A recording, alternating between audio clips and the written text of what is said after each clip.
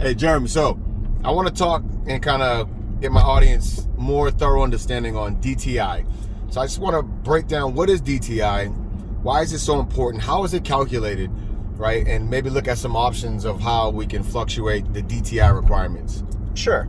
So DTI, for those of you who don't know, stands for debt to income ratio. DTI, don't forget it. Yes. And the main thing is that that's the main metric that a bank, a lender, mortgage broker, whoever it is going to look at to determine if you can qualify the monthly payments on that mortgage.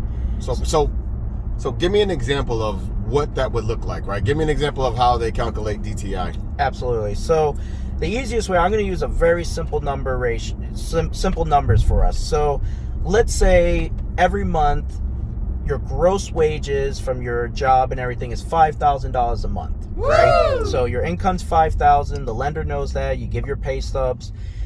And what they'll do is, first thing they'll do is pull credit and see what existing debts you have. So in this scenario, we're going to assume, let's say you have minimum payments for all your credit cards being $500 a month, right?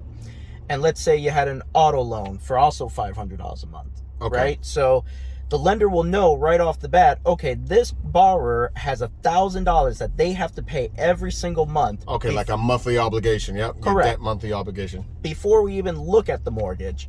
So now let's say you're with your realtor, like Jeremy, and you're looking for a house and you need to figure out how much you can qualify for, right?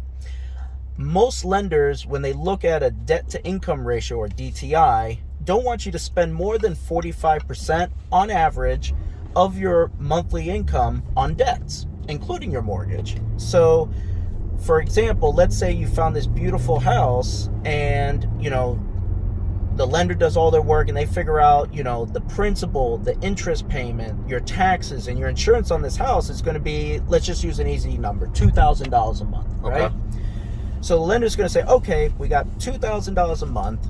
We got $1,000 in debts. This borrower has to pay $3,000 a month in debt, right?